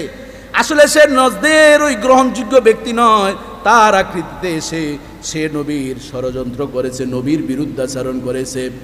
এই জন্য রাসূলুল্লাহ সাল্লাল্লাহু আলাইহি ওয়াসাল্লাম বলেছেন ওই নজ বংশের ভিতরে ভূমিকম্প হবে এবং সেখান থেকে ফিতনা বের হবে। ওই ফিতনা সারা দুনিয়ার জমিনে ছড়িয়ে ছিটিয়ে পড়বে। আর সেই ফিতনা আব্দুল ওহাব নজদি, সেই নজদের আব্দুল ওহাব নজদি হচ্ছে এই বাংলার জমিনের নয়, বিশ্বের জন্য নবীর মিলাদুন নবীর বিরুদ্ধে সবচেয়ে বড় ফিতনাবাজ। কথা ঠিক কিনা বলেন? তাদের দোসর এই বাংলার জমিনে আছে না নাই? এজন্য সেই আব্দুল ওহাব নজদিদেরকে আমাদের চিনার দরকার আছে না নাই? এজন্য জাতীয় মসজিদে আমরা বলবো রাসূলুল্লাহ সাল্লাল্লাহু আলাইহি ওয়াসাল্লামের ঈদে মিলাদুন নবী সাল্লাল্লাহু আলাইহি ওয়াসাল্লাম যুগের পর যুগ এই জাতীয় মসজিদ উপভোগ করছে, জাতীয় মসজিদের জাতীয় মুসল্লিরা উপভোগ করছে। এটি ছিল, আছে এবং থাকবে। কথা ঠিক কিনা বলেন? এবং এটি আমাদের প্রাণের দাবি, লা ইউমিনু আহাদুকুম হাত্তা আকুনা আহাব্বা ইলাইহি মিন ওয়ালিদিহি ওয়া ওয়ালাদিহি ওয়ান নাসি আজমাইন। ততক্ষণ পর্যন্ত প্রকৃত মুমিন হতে পারবে না যতক্ষণ পর্যন্ত পিতা মাতা সন্তান সন্ততি সব কিছুর চেয়ে পয়গম্বর মুহাম্মদুর রাসূলুল্লাহ সাল্লাল্লাহু আলাইহি ওয়াসাল্লামকে সবচেয়ে বেশি ভালো না বাসবে। কথা ঠিক কিনা বলেন? বাবাজি বন্ধুরা আমার, দারুন নদওয়ার বৈঠকের 3টা সিদ্ধান্ত হলো, নবীকে কারারুদ্ধ করবে। 2 নম্বর সিদ্ধান্ত হলো বের করে দিবে দেশ থেকে। 3 নম্বর সিদ্ধান্ত, মোটা মাতার আবু জেহেল বলল হত্যা করে দিতে হবে। ওই যে নজদের বুড়া শয়তান আসছে, ওই শয়তান বলল আপনি সবচেয়ে জ্ঞানী। ওই শয়তানের চিনছে। কথা ঠিক কিনা বলে? কিন্তু আল্লাহ তাআলা আমার নবীর সাথে আছেন না নাই? নাকি আল্লাহ তাআলা ওই যে আমাদের কিছু ব্লগার আমরা দেখতে পেয়েছিলাম, বিভিন্ন ব্লগে লেখে আমরা ইসলামের বিরুদ্ধে এত কথা বলি, তোমাদের গড আল্লাহর বিরুদ্ধে কথা বলি, তোমাদের গড আল্লাহ মনে হয় জেমে আটকাইছে, এই ধরনের কথা বলছে কি বলে নাই? সেই ব্লগাররা এখন আর বাংলার জমিনে খুঁজে পাওয়া যায় না। কথা ঠিক কিনা বলেন? আল্লাহ ছিলেন, আছে এবং থাকবে। কথা ঠিক কিনা বলেন? আমাদের ভারতের যুবতী বোন মুস্কান যখন তার পর্দা হিজাবের বিরুদ্ধে কিছু কুলেঙ্গাররা যখন বিভিন্ন ধরনের রিপ্রেজেন্ট করা শুরু করলো, তখন সে ভারতের জমিনে আল্লাহু আকবার বলে ধ্বনি দিয়ে সেই কুলাঙ্গারদেরকে আল্লাহু আকবারের ধ্বনির মাধ্যমে শায়েস্তা করেছে। কথা ঠিক কিনা বলেন? বাবাজি বন্ধুরা আমার, আপনারা জেনে খুশি হবেন এই পৃথিবীতে প্রায় 850 কোটি মানুষ বসবাস করে, তন্মধ্যে প্রায় 300 থেকে 350 কোটি মুসলিম।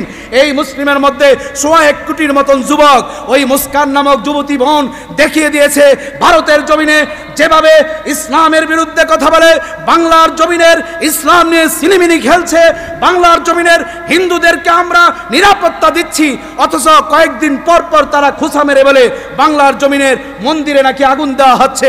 তারা বিভিন্ন ধরনের ষড়যন্ত্র করছে। সেই জমিনের মধ্যে মুস্কান আল্লাহু আকবারের তাকবীর দিয়ে 1.25 কোটি যুবকের চোখের ভিতরে আঙ্গুল দিয়ে দেখিয়ে দিয়েছে আল্লাহু আকবারের শক্তি ছিল, আছে এবং কিয়ামতের পূর্ব পর্যন্ত থাকবে। কথা ঠিক কিনা বলেন? জবান খুলে বলেন আল্লাহু আকবার, নারে তাকবীর, নারে রিসালাত। পবিত্র ঈদ মিলাদুন নবী সাল্লাল্লাহু আলাইহি ওয়াসাল্লামের মাহফিল আল্লাহ তাআলা কবুল মঞ্জুর করে বলেন আমিন। বাবাজি বন্ধুরা আমার, যখন তারা এই 3টা ষড়যন্ত্র করলেন, রব্বুল আলামিন তাদের ষড়যন্ত্রগুলো পয়গম্বরের কাছে আউট করে দিলেন। আল্লাহ তাআলা সূরা আনফালের 30 নম্বর আয়াত নাজিল করে দিলেন, وَإِذْ يَمْكُرُ بِكَ الَّذِينَ كَفَرُوا لِيُثْبِتُوكَ أَوْ يَقْتُلُوكَ أَوْ يُخْرِجُوكَ وَيَمْكُرُونَ وَيَمْكُرُ اللَّهُ وَاللَّهُ خَيْرُ الْمَاكِرِينَ।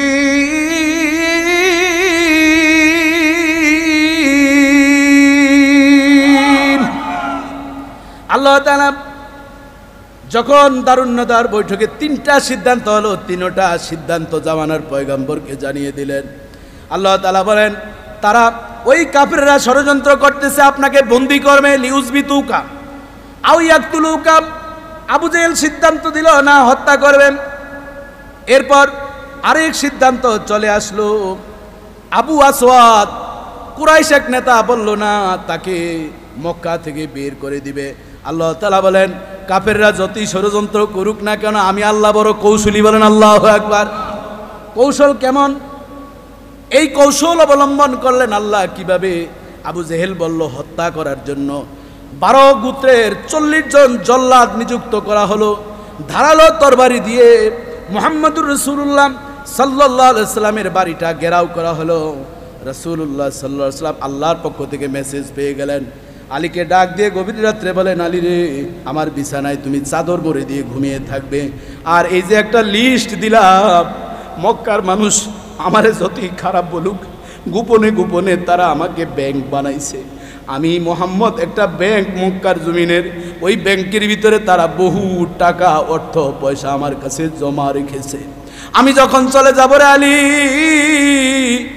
ওই লিস্ট দেখে দেখে সকল কাফেরদের বাড়িতে বাড়িতে গিয়ে টাকাটা পৌঁছাইয়া দিও। পয়গাম্বর বের হয়ে গেলেন ঘর থেকে। জিব্রাইল এসে বললেন, ইয়া রাসূলুল্লাহ, ইয়া হাবিবাল্লাহ, আপনি একটু বালি আপনার হাতে সংগ্রহ করেন। জামানার পয়গাম্বর, ওই গৃহ ছিল বালির ঘর, মাটির ঘর, আমাদের মতন টাইলসের এই বিল্ডিং ছিল না, খেজুর পাতার ঘর। বৃষ্টি হলে পানি পড়ে। পৃথিবীর শ্রেষ্ঠ আদর্শের মহামানব প্রাণের নবীর বিছানাটা কদাকার হয়ে যায়। যখন আমার নবী ঘুমাতেন, খেজুরের পাতার উপর ঘুমাতেন। উমর রাদিয়াল্লাহু তাআলা আনহু একদিন গেলেন, ইহুদিদের একটা বড় দল বহিরা দেশ থেকে এসে দেখা করার জন্য। উমর রাদিয়াল্লাহু তাআলা আনহু নবীর হুজরা মোবারকের কাছে গিয়ে সালাম দিলেন। নবী ঘর থেকে বের হলেন, পাতলা একটা কাপড় ছিল। উমর রাদিয়াল্লাহু তাআলা আনহু বলেন, আমি নবী পাকের শরীর মোবারকের দিকে তাকিয়ে দেখলাম পৃথিবীর শ্রেষ্ঠ মহামানব, যার কারণে পৃথিবী আলোকিত হয়েছে, সব সৃজন হয়েছে, তার সমস্ত শরীরটা রক্তাক্তের মতন বিছানার দাগটা লেগে আছে। আমি রাসূলকে ডাক দিয়ে বললাম, নবী গো, আমি আপনার জন্য আরামের একটা বিছানা বানাইয়া দেয়। আমার প্রাণের নবী বললেন, কুল মাতাউদ দুনিয়া কলিল ওয়ালাল আখিরাতু খায়রুল লিমান ইত্তাকা। এই দুনিয়ার জমিনটা অল্প সময়ের জন্য ভোগ বিলাসের, আসল উত্তম ভোগ বিলাস রব্বুল আলামিন নরম বিছানা আমার জন্য জান্নাতুল ফেরদাউস তৈরি করে রেখেছে। বাবাজি বন্ধুরা আমার, রাসূলুল্লাহ সাল্লাল্লাহু আলাইহি ওয়াসাল্লাম ঘর থেকে বের হবেন, এক মুষ্টি তিনি বালু নিলেন। আল্লাহ সুবহানাহু ওয়া তাআলা ডাক দিয়ে আমার নবীকে শিক্ষা দিয়ে দিলেন, ও নবী, আপনি পড়ুন, ওয়াজআলনা মিন বাইনি আইদিহিম সাদ্দাও ওয়া মিন খালফিহিম সাদ্দাও ফাআগশাইনাহুম ফাহুম লা ইউবসিরুন। আমার নবী তেলাওয়াত করেন, ওই বালির ভিতরে যখন ফু দিয়ে দিলেন, জামানার পয়গম্বর বলেন, আমি দেখতে পেলাম এমন ভাবে প্রাচীর হয়ে গেল আমার সামনে পেছনে চতুর্দিকে রব্বুল আলামিন এমন একটা ঘূর্ণিঝড় উঠাইয়া দিলেন। ওই ঘূর্ণিঝড়ের মাধ্যমে বালিগুলো ওই 40টা জল্লাদের চোখের ভিতরে ঢুকে গেছে। তারা এভাবে চোখ ডলতেছে, চোখ ডলতেছে। এর ব্যাখ্যা আল্লামা কাজী সানাউল্লাহ পানিপতি রাহমাতুল্লাহ আলাইহি তাফসিরে মাযহারির মধ্যে বলেন, তারা চোখ ডলতে ডলতে সকালবেলা হয়ে গেল, সূর্য উদিত হয়ে গেল। সূর্যের অ্যাকশনের কারণে এবার চোখ থেকে তাদের বালির সেই শক্তি যখন কমে গেল, তারা ঘরের ভিতরে ঢুকলো। ঢুকে বলতেছে, মুহাম্মদকে এখনই কূপ দিবে। এর আগে একজন ডাক দিয়া বলতেছে, দেখো আসলে মুহাম্মদ না কে আছে। চাদর সরাইয়া দেখে মুহাম্মদুর রাসূলুল্লাহর বিছানায় আলী ইবনে আবি তালেব শায়িত আছে। বাবাজি বন্ধুরা আমার, আলী ইবনে আবি তালেবকে দেখে বলল, মুহাম্মদ কোথায়? মুহাম্মদ চলে গেছে। কেমনে গেল? তোমাদের সামনে দিয়েই তো গেছে। আসলে রব্বুল আলামিন ওই বালির মাধ্যমে তাদের এমনভাবে প্রাচীর বানিয়ে দিলেন, তাদের চোখের ভিতরে এমন জাদু হয়ে গেল, মরিচের গুড়ার মতন জ্বলা শুরু হয়ে গেল। রব্বুল আলামিন বলতেছেন, ও বন্ধু আমার, রমাইতা ইজ রমাইতা ওয়ালাকিন্নাল্লাহ রমা, আপনি বালু নিক্ষেপ করেছেন, এটা আসলে আপনার হাত ছিল না। আমি রব্বুল আলামিন আমার কুদরতি হাতের মাধ্যমে ওই জল্লাদদের চোখে বালু প্রবেশ করিয়ে দিয়েছি। এজন্য আমার পয়গম্বরকে রক্ষা করার জন্য আমার সে আর কৌশলী কে হতে পারে? বাবাজি বন্ধুরা আমার, নবীজি বের হয়ে আবু বকর রাদিয়াল্লাহু তাআলা আনহুর বাড়িতে চলে গেলেন। দিনের বেলায় বলে আসছেন, 6 মাস আগে হিজরতের কথা বলছেন। এই গভীর রাতে গিয়ে একটু মাত্র আঘাত করলেন। আবু বকর রাদিয়াল্লাহু তাআলা আনহু বললেন, লাব্বাইকা ওয়া সাদাইকা ইয়া রাসূলুল্লাহ, নবী গো আমি উপস্থিত। আমার পানে নবী বলেন, আবু বকর আপনি কি ঘুমাননি? আপনি এভাবে তাড়াতাড়ি কেমনে দরজা খুললেন?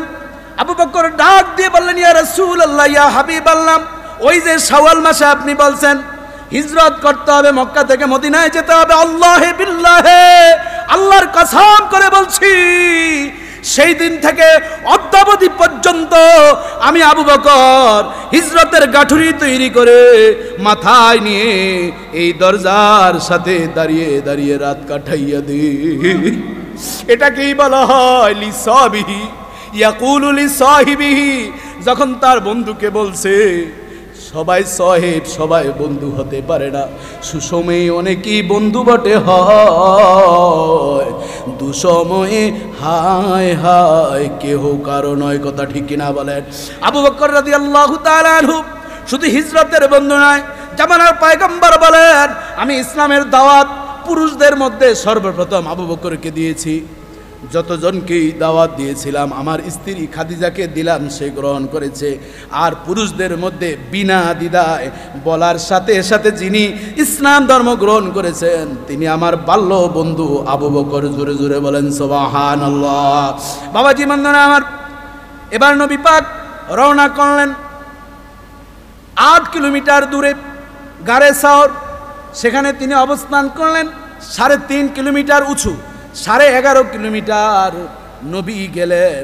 গারে শহরের যখন কাছাকাছি চলে গেলেন, সূর্য যখন উদিত হয়ে গেল, আমার নবীকে আবু বকর ডাক দেয়া বললেন, ও নবী মুহাম্মদুর রাসূলুল্লাহ, কাফেররা তো দেখে ফেলবে, আসেন আমরা এখানে অবস্থান করি। নবীজি ঢুকলেন, প্রবেশ করলেন। ঢুকার আগে আবু বকর রাদিয়াল্লাহু তাআলা বললেন, ইয়া রাসূলুল্লাহ ইয়া হাবিবাল্লাহ কিফ সাআতান ইনতাতির সাআতান, একটু সময় অপেক্ষা করেন, আপনি ঢুকার আগে আমি একটু দেখে নিই আমার বন্ধু আখিরি জামানার পয়গম্বর যেখানে রেস্ট নিবেন থাকবেন সেখানে নিরাপদ আছে কিনা আমি একটু দেখে নিই। আবু বকর রাদিয়াল্লাহু তাআলা প্রবেশ করলেন, সুন্দর পরিবেশ করে রহমাতাল লিল আলামিনকে ঢুকার জন্য বললেন। সেখানে ঢুকলেন। সবচেয়ে মজার বিষয় হচ্ছে, গুরুত্বের বিষয় হচ্ছে, জমিন থেকে 3.5 কিলোমিটার উঁচু হচ্ছে গারে সাওর। 8 কিলোমিটার হেঁটে আসলেন জামানার পয়গম্বর। সারা রাত অনিদ্রা, আবু বকর রাদিয়াল্লাহু তাআলা অনিদ্রা। গারে সাওরের গোড়ায় এসে আবু বকর বললেন, ইয়া রাসূলুল্লাহ ইয়া হাবিবাল্লাহ, আমি এই মুহূর্তে আপনার বাহন হয়ে যাব। এটা বলে তিনি বসে পড়লেন, জামানার পয়গম্বরকে পিঠের উপর উঠালেন। আমার নবী বলেন, না রে আবু বকর, তুমি পারবা না। আবু বকর বলতেছেন, ইয়া রাসূলুল্লাহ ইয়া হাবিবাল্লাহ, আপনি আমার পিঠের উপরে উঠেন। আমার নবী রাহমাতাল লিল আলামিনকে পিঠের উপর উঠাইয়া 3.5 কিলোমিটার উঁচু গারে সাওরে উঠালেন। আবু বকর একবারও কষ্ট পেলেন না। জোরে জোরে বলেন সুবহানাল্লাহ। এটা কোনোদিন সম্ভব নয়, বলেন আল্লাহু আকবার। নবীর পায়ে জুতা ছিল না। আবু বকর বলেন, ইয়া রাসূলুল্লাহ ইয়া হাবিবাল্লাহ, জুতা ছাড়া আসতে হবে, কারণ কাফেররা ওই দাগ দেখে দেখে আসবে। আবু বকর বলতেছেন, নবী গো, আপনি সামনে দিয়া হাঁটেন, আমি পেছনে দিয়া হাঁটি। এই কথা বলার পর আবার দেখা যায় আবু বকর ডানে চলে যায়, বামে চলে যায়। আমার নবী বললেন, ও আবু বকর, ডানে বামে বারবার সামনে পিছনে কেন যান?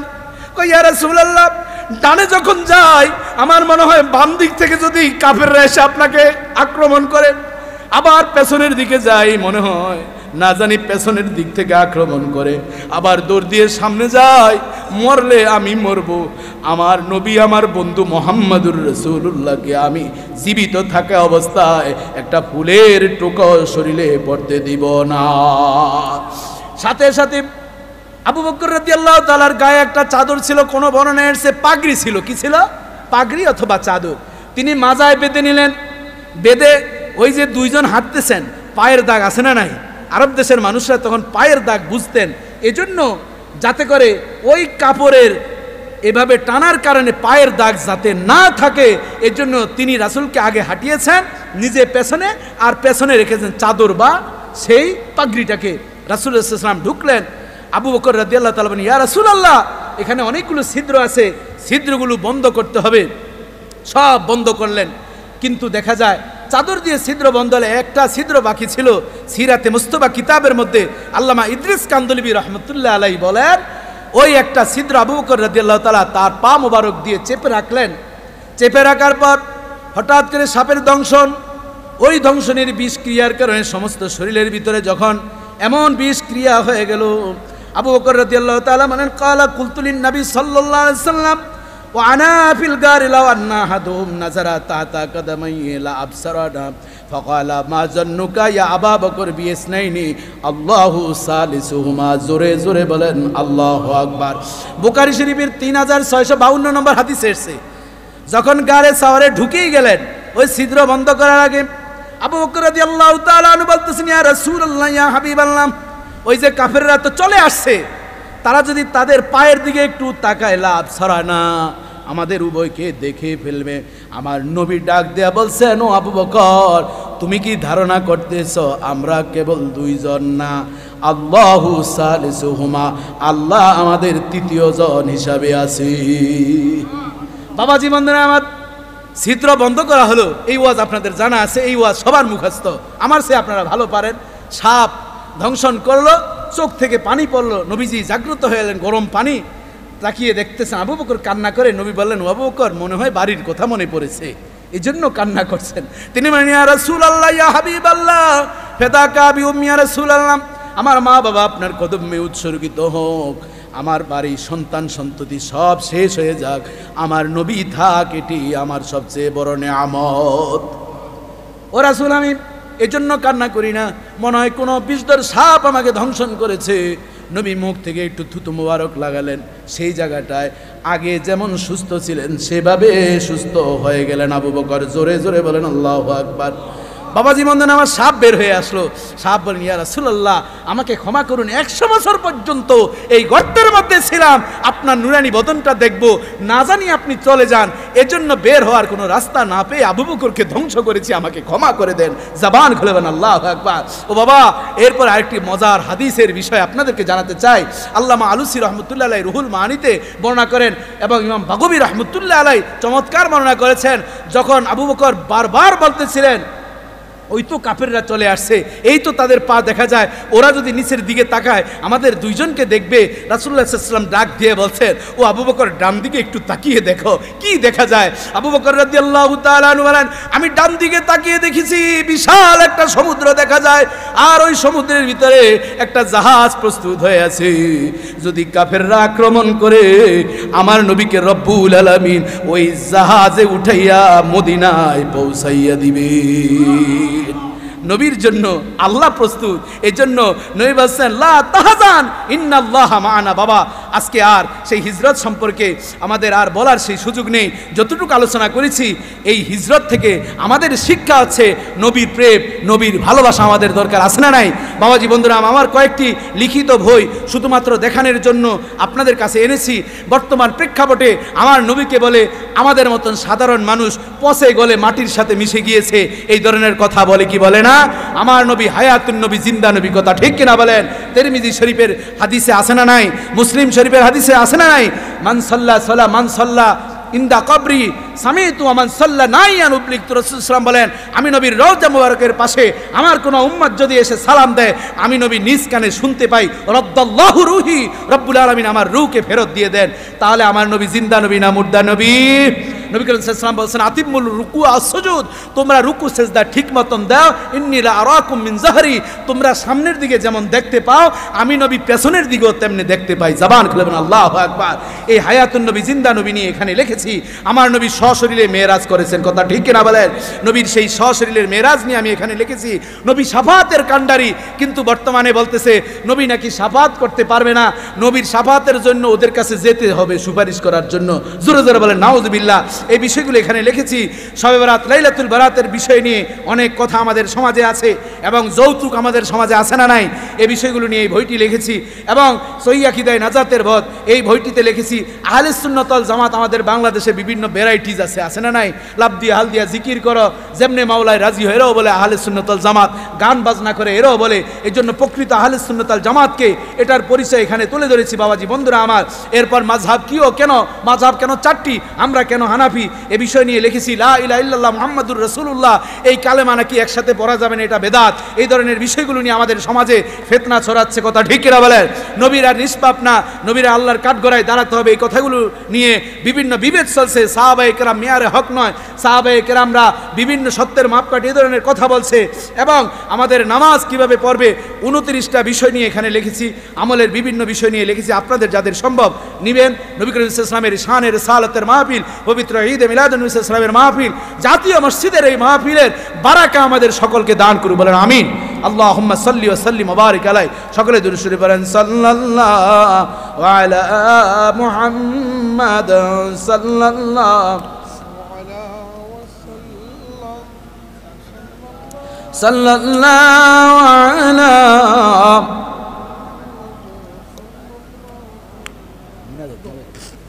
আল্লাহুম্মা সাল্লি ওয়া সাল্লিম ওয়া বারিক আলাইহি। আপনারা, আমি শ্যামলী শাহী মসজিদে জুমা পড়াই, যখন আপনাদের সুযোগ হয় শুক্রবার যাবেন। এই জাতীয় মসজিদ আমাদের অহংকার, কথা ঠিক কিনা বলেন? এই জাতীয় মসজিদে আয়োজন করছে, এই আয়োজন যাতে কোনো রকম বাধা সৃষ্টি না হয়, কোনো রকম কোনো শয়তানের ওয়াসওয়াসায় যাতে পবিত্র ঈদে মিলাদুন নবী সাল্লাল্লাহু আলাইহি ওয়াসাল্লামের মাহফিল যাতে বন্ধ না হয়, আল্লাহ সেই তৌফিক দান করবেন, আমিন। আল্লাহুম্মা সাল্লি ওয়া সাল্লিম ওয়া বারিক আলাইহি। আল্লাহুম্মা আমিন। রব্বানা যালামনা আনফুসানা ওয়া ইন লাম তাগফির লানা ওয়া তারহামনা লানাকুনান্না মিনাল খাসিরিন। رب اغفر لي ولوالدي وللمؤمنين يوم يقوم الحساب رب ارحمهما كما ربياني صغيرا رب العالمين। বাংলার মুসলিম মিল্লার প্রাণ কেন্দ্র ঐতিহ্যবাহী জাতীয় মসজিদ বাইতুল মুকাররমে পবিত্র ঈদে মিলাদুন নবী সাল্লাল্লাহু আলাইহি ওয়াসাল্লাম উদযাপন উপলক্ষে পক্ষকাল ব্যাপী আজকের এই অনুষ্ঠান, অষ্টম দিনের এই অনুষ্ঠানের শেষ সময়ে আমি গুনাহগার তোমার ঘরে বসে তোমার হাবিবের হিজরতের আংশিক আলোচনা করে তোমার কতগুলো মায়ার বান্দাদেরকে নিয়ে হাত তুলেছি। দুনিয়ার কোনো লোভ লালসায় তারা উপস্থিত হয় নাই। তোমার ভালোবাসা, তোমার হাবিবের শানের সালাতের কথা শোনার জন্য উপস্থিত হয়ে তারা সময় দিয়েছেন, আরামের ঘুম হারাম করে নানান কাজ বাদ দিয়ে। আল্লাহ তুমি খুশি হইছনি? আল্লাহ তুমি যদি খুশি হয়ে যাও, আমার সাথে যারা হাত তুলেছে, আমি ধনী বুঝি না, গরিব বুঝি না, সুদখোর বুঝি না, মদখোর বুঝি না, জিনাখোর বুঝি না, তোমার বাড়িতে এসে তোমার হাবিবের কথাগুলো শুনেছে, এর উসিলায় প্রত্যেকের জিন্দেগানির গুনাহগাতা মাফ করে দাও, প্রত্যেককে ওলিউল্লাহ বানাইয়া দাও। মাবুদ, যা আমরা আমল করলাম ভুল ত্রুটি মাফ করে সওয়াবগুলো নবী পাকের রওজায় পৌঁছাইয়া দাও। নবীন, সিদ্দিকিন, শুহাদা, সালিহিন, বুজুর্গানে দিন, হক্কানি পীর মাশায়েখ, আমাদের যত ওস্তাদ, পাড়া প্রতিবেশী, বন্ধু বান্ধব, দাদা দাদি, নানা নানি, চাচা খালা, কলবু, শ্বশুর শাশুড়ি, আপনজন বিদায় নিয়েছে, প্রত্যেকের রূহ মুবারক সওয়াব পৌঁছাইয়া দাও। মাবুদ, খাস করে কার যেন বাবাকে বিদায় দিয়ে আমার মতন হাত তুলেছে, কার জন্য মা নাই, আবার কার জন্য বাবাও নাই, মাও নাই। এই পবিত্র রবিউল আউয়াল মাসে বাবার সাথে কত মসজিদে, কত মাহফিলে গিয়েছি। মাবুদ, অসুস্থ হয়েছি, গভীর রাতে বাবা হাসপাতালে নিয়েছেন। মা গভীর রাতে মাথার চুলগুলো দিয়ে শরীরটা মুছে আর বলে, আল্লাহ আমার চুল পরিমাণ হায়াতগুলো আমার বাবারে দিয়ে দাও। গভীর রাত বাসায় ফিরতে দেরি, মাহফিলের রাস্তায় বিভিন্ন জায়গায় আমরা যাই, ওই মা দুখুনি বাসে বাসে দোয়া করে, আল্লাহ আমার কলিজার ধনটাকে সহি সালামতে বাসায় পৌঁছাইয়া দিও। মনে মনে ভাবি, বাবা বিদায় নিল, মা আছে, আবার অনেকের মা বিদায় নিছে, বাবা আছে। যখন মা বাবা দুনিয়ার জমিন থেকে বিদায় নিবে, কে আরামের ঘুম হারাম করে আমাদের জন্য দোয়া করবে? আকাশে বিজলি চমকাইলে বাবা মার কলিজার ভিতরে লেগে যায়, আরে আমার সন্তানটা কেমন আছে? বিদেশে যার সন্তান আছে, প্রতিবেলা খেতে বসলে ছেলেটার কথা মনে পড়ে যায়। এই মায়া ভালোবাসা নিয়ে আজকে জাতীয় মসজিদ বাইতুল মুকাররমে আমরা হাত তুলেছি। আল্লাহ তুমি আমাদের প্রত্যেকের মা বাবাকে জান্নাতি মেহমান হিসেবে কবুল মঞ্জুর করে নাও। আল্লাহুম্মা নব্বির কুবুরহুম বিনূরিকা ইয়া রাব্বাল আলামিন। মাবুদ, আমাদের যাদের মা বাবা, ছেলে সন্তান, স্ত্রী পরিবার জীবিত আছে, নেক হায়াত দারাজ করে দাও। আমাদের সন্তানগুলোকে নেককার বানাইয়া দাও। ও মাবুদ, বর্তমান সামাজিক ব্যবস্থা যেভাবে চলছে, শিক্ষার যে উপকরণ রয়েছে, এর মাধ্যমে সন্তানগুলো এই জেড জেনারেশন জেনজিরা ওস্তাদকে মানে না, মা বাবাকে মানে না, মা বাবার বিরুদ্ধে মামলা করে বলতেও লজ্জা মনে হয়। ঐশী নামক মেয়ে মা বাবাকে হত্যা করেছে, এভাবে বৃদ্ধাশ্রমে পাঠিয়ে দিচ্ছে। আল্লাহ আমাদের সন্তানগুলোকে নৈতিক শিক্ষা দেওয়ার তৌফিক তুমি দান করো রে আল্লাহ রাব্বুল আলামিন। 92 থেকে 95% মুসলমানের দেশে স্কুলে ইসলামী শিক্ষক না দিয়ে গান বাজনার শিক্ষক দেওয়ার পায়তারা চালাচ্ছে। আল্লাহ এই পায়তারাকে তুমি নস্যাৎ করে দাও। আল্লাহ তোমার কাছে ভিক্ষা চাই, গাজার মুসলমানদেরকে তুমি রক্ষা করো রে আল্লাহ, ফিলিস্তিনের মুসলমানদেরকে রক্ষা করো, লেবাননের মুসলমানদেরকে রক্ষা করো রে আল্লাহ।